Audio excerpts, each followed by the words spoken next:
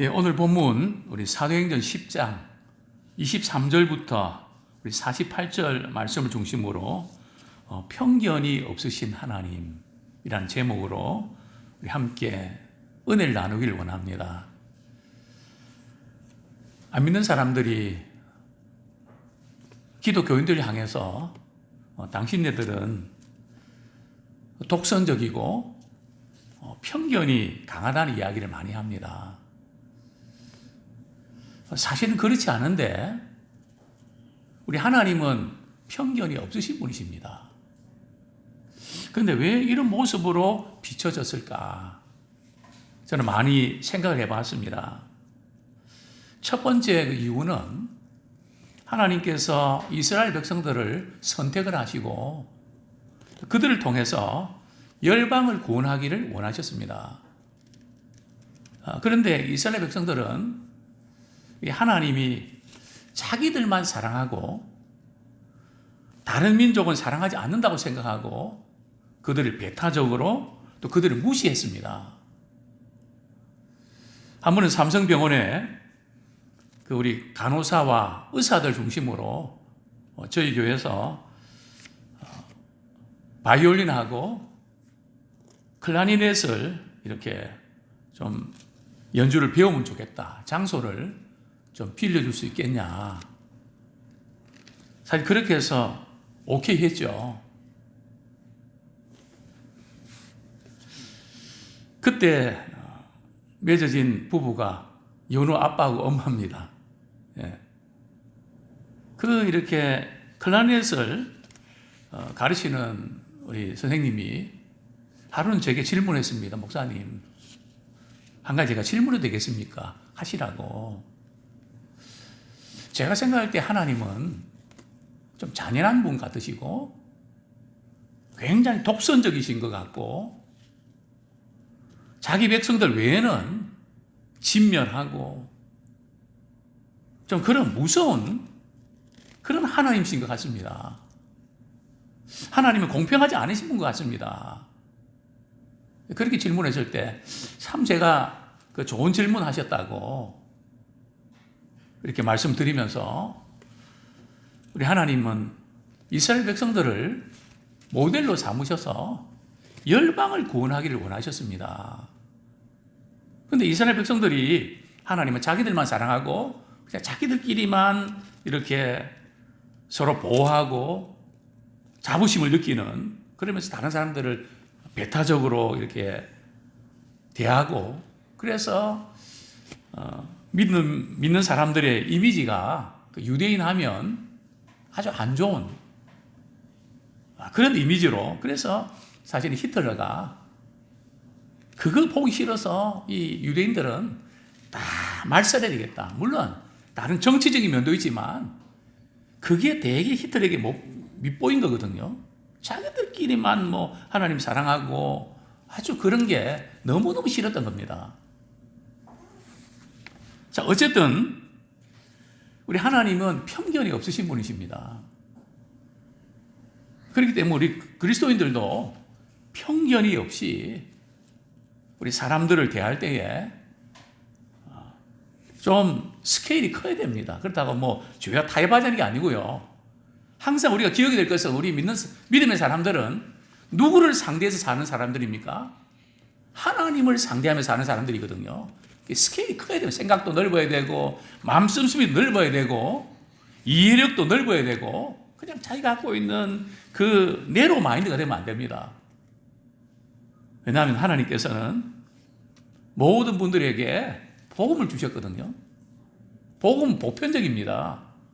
물론 믿고 안 믿고는 또 본인에게 달려있지만 또 선택과 유기라는 또 신학적인 어떤 차원이 있지만 어쨌든 사도행전에서 우리가 기억할 수 있는 것은 하나님은 편견이 없으시다. 유대인이나 이방인이나 사마리아인이나 이런 편견이 없으신 분이시다. 우리 그것을 우리 꼭 기억했으면 좋겠습니다. 자, 오늘 본문 우리 23절 우리 하반절에 보면 이튿날 고넬료가 보낸 세 사람이 이제 오면서 하룻밤 자고 또 이렇게 그 베드로 집에서 하룻밤 자고 어쨌든 또 이렇게 이틀 이렇게 보내고 베드로 집에서 하룻밤 자고 거기서 이제 요바에서 고넬료로 집으로 갑니다. 또 그러면서 이렇게 가는 도중에 하룻밤 자고 그러니까 며칠 걸립니까? 나흘 걸립니다. 그래서 오늘 본문 30절 보면 고넬료가 이르되 내가 나흘 전 이맘때 고넬료가 환상을 본 시간이 언젠가 하면 제9시거든요. 지금 베드로가 도착한 시간도 나흘 후에 제9시. 우리 시간으로 따지면 오후 3시입니다. 이제 고넬료 집에 도착하는데 베드로가 형제들 몇 명을 데리고 고넬료 집에 갔을까요? 성경에는 없는 것 같던데 우리 성경 전체를 이렇게 보면 지금 이제 요바에서 다시 이렇게 가이사랴에 가는데 몇 명이 출발한지 아십니까? 고넬료가 보낸 사람 몇 명이죠? 3명이죠. 자, 우리 사도행전 11장 12절 말씀. 이제 저녁기도 오신 분들은 이 성경 전체를 이렇게 아주 연결시켜서 봐야 되는데요. 사도행전 11장 12절 같이 읽겠습니다. 시작. 성령이 내게 명하사 아무 의심 말고 함께 가라 하시매 이 6 형제도 나와 함께 가서 그 사람의 집에 들어가니. 그러니까 베드로 말고 몇 명의 형제예요? 6명의 형제. 그러니까 베드로까지 합치면 7명. 그리고 고넬료가 보낸 사람 3사람. 10명이 이제 일행이 떠나는 거죠. 왜 베드로가 그냥 10만 가면 자기만 초청했으니까 자기만 가지 왜 지금 6명과 같이 갔을까요? 이유가 있습니다. 그 이유는 조금 후에 좀 말씀을 드리고요. 다시 본문으로 돌아갑니다. 이제 고넬료의 집에 당도했는데 그 분위기가 어떻습니까? 우리 24절에 보면 고넬료가 자기 식구들만 이렇게 집에 부른 게 아니고요. 베드로 선생님 오니까 우리가 베드로 선생님 전해준 우리 말씀 듣자. 그걸로 끝났나요? 그건 아닙니다.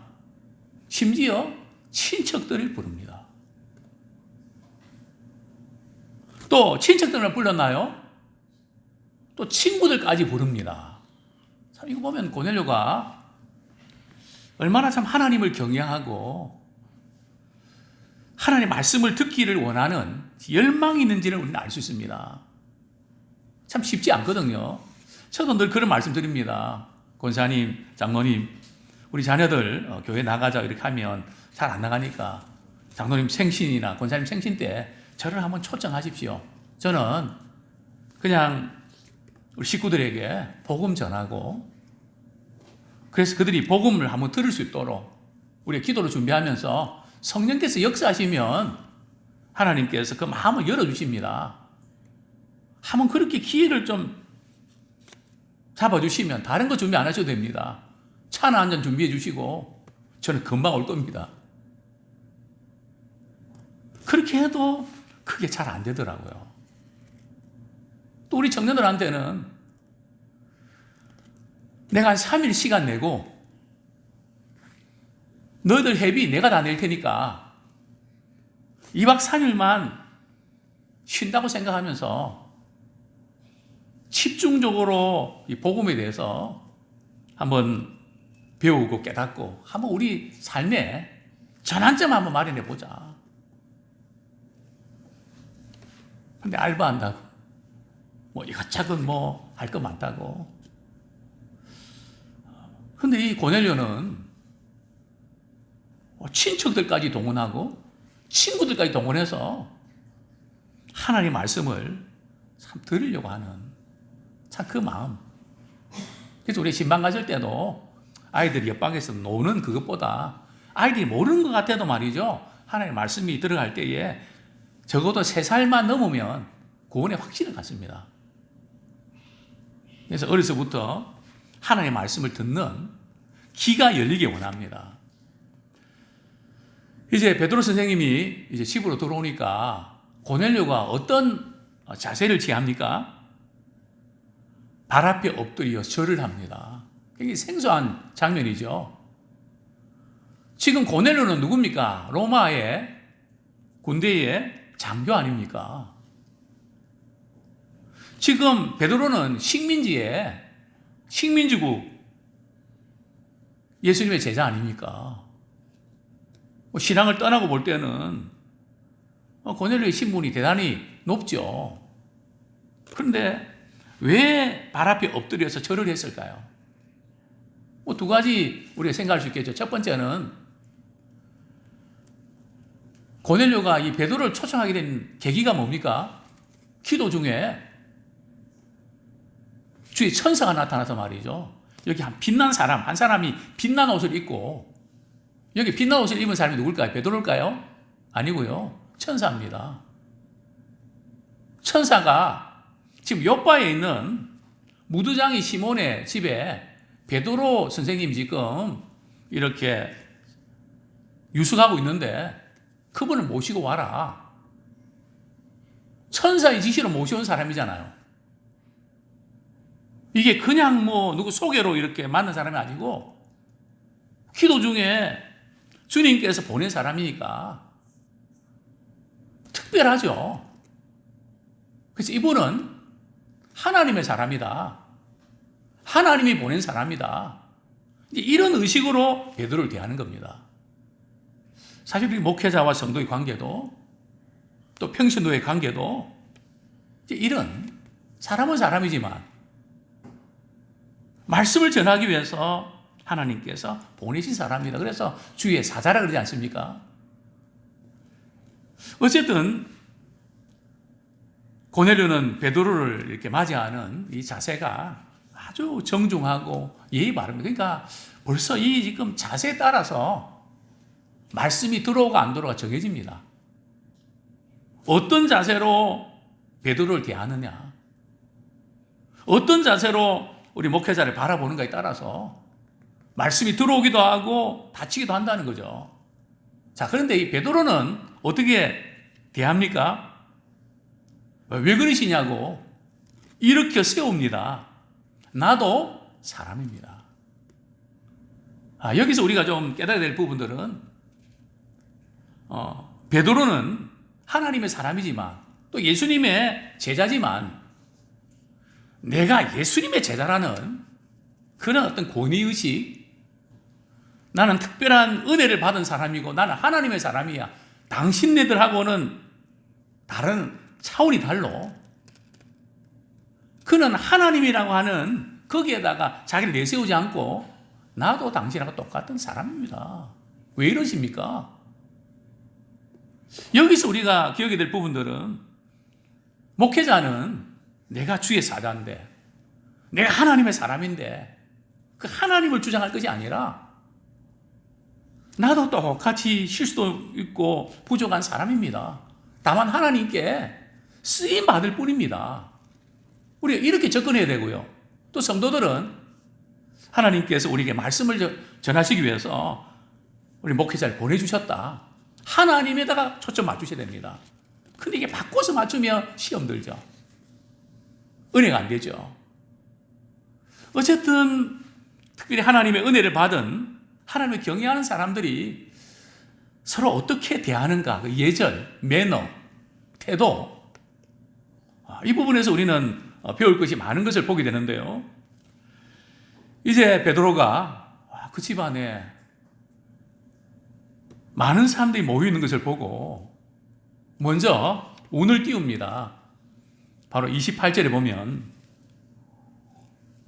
사실 저는 유대인으로서 이방인들과 교제하고 가까이 하는 게 유대인의 관습으로는 금기사항입니다. 또 그렇게 하는 것은 대단한 모험입니다. 위험한 일입니다. 그러나 나는 그런 거 개의치 않고 나를 불러주셔서 여기 온 겁니다. 왜냐하면 하나님이 그렇게 지시하셨습니다. 아무도 속되다 하거나 깨끗하지 않다 하지 마라. 사람 구별하고 차별하지 말라는 거죠. 하나님께서는 그렇게 하지 말라고 하셨기 때문에 당신들이 이방인이지만 나는 그 부름에 사양하지 않고 온 겁니다. 어떻게 보면 좀 이렇게 듣는 분들이 기분이 나쁠 수도 있는데, 그렇죠? 꼭 그 말을 해야 됩니까? 뭐 이런 거 있잖아요. 오늘 안 올라 그랬는데 약속이 펑크가 나갖고 오게 됐다고. 뭐 이런 식. 뭐 크게 온 게 말이죠. 큰 뭐 이렇게 희생을 치르고 온 것 같은 뭐 그런 뉘앙스. 뭐 왔으면 뭐 이렇게 하면 되지. 안 올라 그랬는데. 왜냐하면 이 베드로가 이 이야기를 해도 서로 이제 좀 마음이 상하지 않는 것은 이방인도 알고 있다는 거죠. 오히려 이 말을 해서 마음이 상하기보다는 감동을 받는 겁니다. 우리 다 아는데 어떻게 그런 결정을 용기를 가져주셨습니까? 이제 이렇게 받아들이는 그런 분위기였습니다. 자, 그러면서 이제 도대체 왜 나를 부르게 된 겁니까? 그 연유를 좀 말씀해 주시죠. 그러니까 고넬료가 이렇게 이야기하죠. 나흘 전에 오후 한 3시쯤에 내가 기도하는데 갑자기 한 사람이, 즉 주의 사자가 빛난 옷을 입고 제게 이렇게 말했습니다. 고넬료야, 하나님이 내 기도를 들으시고 내 구제를 기억하셨단다. 기도와 구제를 기억했다는 겁니다. 그래서 좋은 선물을 하나님이 주고 싶어 하신다는 거죠. 그 좋은 선물이 뭡니까? 베드로를 초청해서 복음을 듣는 것입니다. 그 천사가 욥바에 있는 베드로, 또 어디에 묵고 있는 시몬의 집에 유숙한 당신을 모셔오라 그랬습니다. 그래서 당신 참 잘 오셨습니다. 자, 그러면서 33절, 이 말씀을 이렇게 읽으면서 참 이렇게 고넬료 집에 친지들과 친구들이 또 가족들이 참 베드로가 이렇게 초청해서 말씀을 듣는 자세가 너무너무 잘 되어 있는 겁니다. 자, 어떤 자세일까요? 33절 하반절 제가 읽어드립니다. 이제 우리는 주께서 당신에게 명하신 모든 것을 듣고자 하여 다 하나님 앞에 있나이다.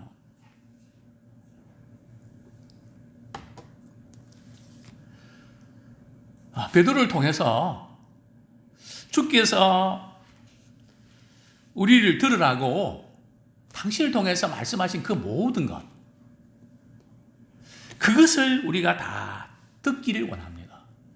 하나도 빼놓지 마시고, 좀 부담 느낄까봐, 마음에 상처가 되고 힘들어할까봐 그것 제하지 마시고, 참 주님께서 당신을 통해서 명하신 그 모든 것, 우리에게 말씀하러 가신 그 모든 것을 다 알려주십시오. 빼놓지 말고 우리가 듣고 싶은 것만 전하지 마시고 주님께서 말씀하신 거 다 우리에게 전해 주십시오. 여기 듣고자 한다는 것은 그 말씀을 우리가 듣고 그대로 순종하겠다는 겁니다. 그냥 듣는 걸로 끝나는 게 아니고요. 무슨 말씀이든 이렇게 하시면 주께 순종할 준비가 되어 있습니다. 다 순종하기 원합니다. 사실 말씀 듣는 자세가 그래야 되거든요. 무슨 말씀 하시든지, 부담이 되는 말씀이든지, 격려가 되는 말씀이든지, 위로가 되는 말씀이든지, 상처가 되는 말씀이든지, 그 상관없이 사실 어떤 점에서는 우리가 잘못된 걸 수술하는, 그 아프고 힘들게 하는 그것이 우리를 치유하게 하고 우리를 회복시켜 주십니다. 물론 들을 때는 부담스럽고 힘든 건 사실입니다. 저도 목회자지만 사실 인간적으로는 성도들 한 주 동안 많이 힘들게 살고 그래서 위로하고 격려하고 소망을 심어주고 참 그런 말씀을 전하고 싶습니다. 근데 어떤 때는 또 우리 신앙생활 이렇게 하면 되겠나 해서 착하게 또 책망하고, 그리고 저는 제 방에 문을 잠가버립니다. 너무 미안하기도 하고 인간적으로 뭐 당연히 그렇게 해야 되죠. 잘 받아들일까? 내가 이 말씀 전해서 저녁기도 안 오시면 어떡하지?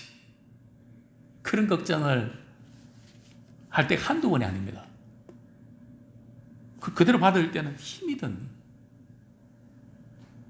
뭐 저도 마찬가지고요. 저도 말씀을 전하면서도 또 말씀 들으니까요. 또 오늘 본문에 보면 우리가 다 어디 앞에 있다고요? 하나님 앞에 있다는 겁니다.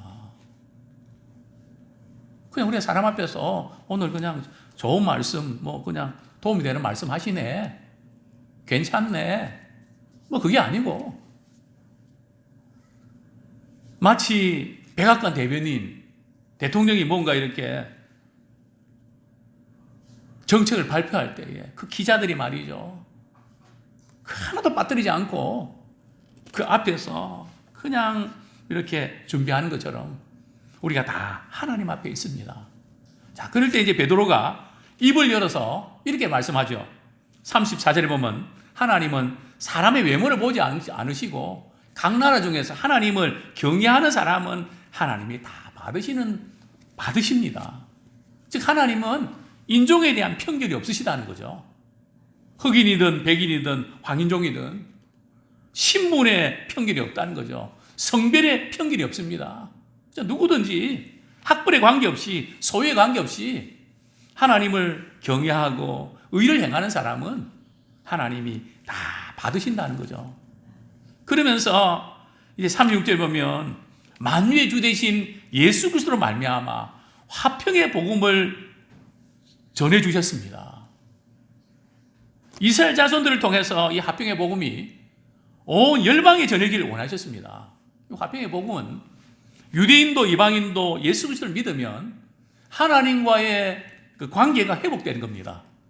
죄로 하나님과의 관계가 깨어졌던 그 관계에서 예수를 믿음으로 말미암아 하나님과의 관계가 회복되는, 이게 복음입니다. 또 하나님과의 관계가 회복된 사람은 서로 간의 관계도 회복이 됩니다. 그래서 관계의 초점은 우리 복음 안에서 변화받아야지 그 비 맞춰주고 뭐 그렇게 한다고 그렇게 해서 회복이 되는 거 아닙니다. 그때뿐입니다. 진정한 회복은 내가 먼저 하나님과의 관계가 회복되어야 됩니다. 그러면서 세례 요한이 이제 예수님 세례를 이렇게 집례하고 또 우리 갈릴리부터 온 유대에 복음 전파하는, 또 그리고 38절에 보면 하나님 나사렛 예수에게 성령과 능력을 기름 붓듯 하셨으며, 우리 38절 한번 같이 읽겠습니다. 시작.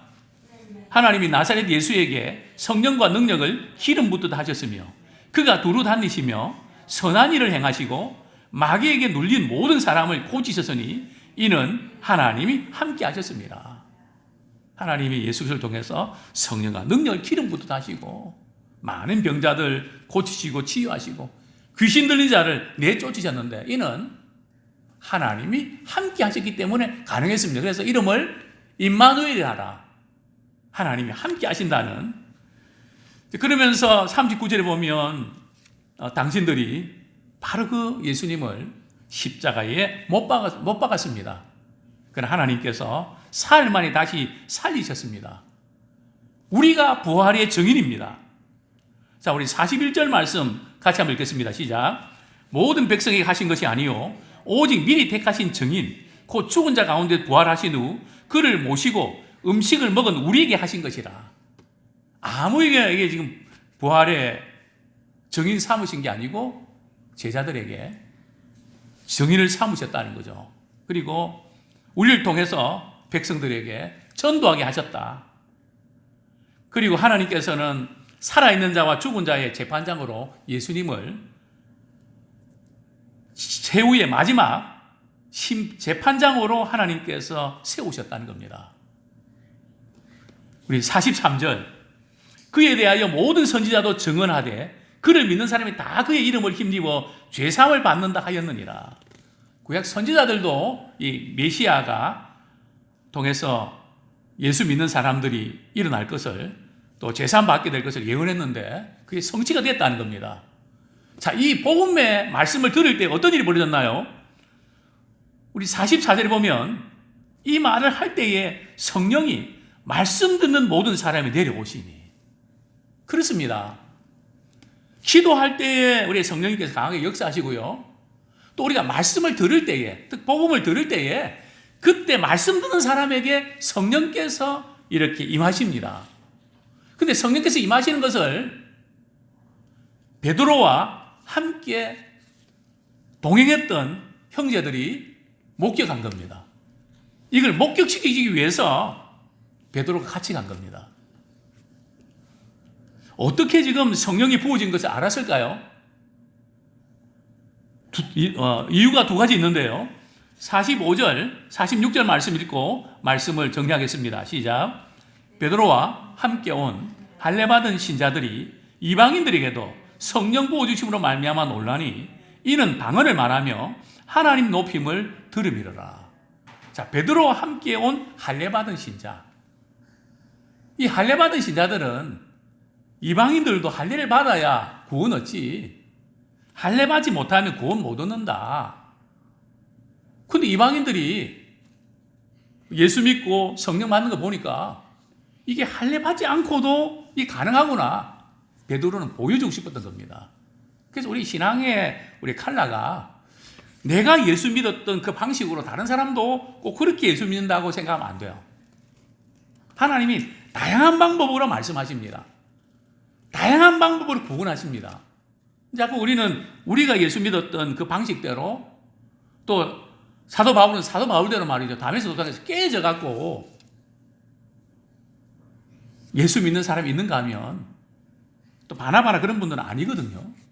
다 다르다는 겁니다. 그러니까 우리는 어떤 이 부분에서 원칙이 없고요. 하나님은 각 사람에게 다양하게 구원하시고 성령께서 또 역사하십니다. 근데 이걸 어떻게 알았는가 하면 두 가지를 보고 알았습니다. 첫 번째는 성령 부어주시는 것을 통해서 나타나는 결과가 뭡니까? 방언을 말하면. 여기 방언은 외국어 방언 같지는 않습니다. 우리가 말하는 은사 차원에서 방언 같습니다. 또 두 번째는 뭡니까? 하나님을 높이는 것을 들었습니다.